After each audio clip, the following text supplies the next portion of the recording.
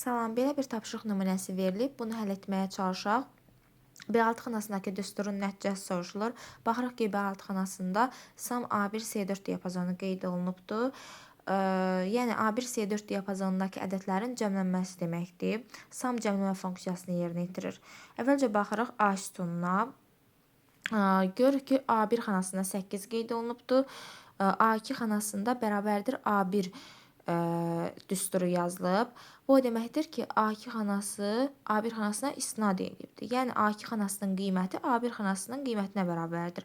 A1 xanasının qiyməti 8-ə bərabər olduğundan, deməli A2 xanasının qiyməti 8 olmuş olar. Əlavə olaraq belə bir məlumat verim ki, bu o deməkdir ki, A2 xanası A1 xanasına bağlıdır.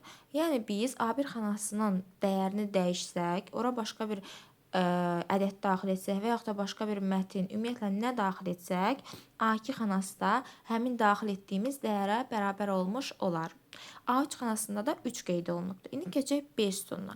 B sütununda B2 xanasında 2, B3 xanasında bərabərdir 6 deyə bir şey var.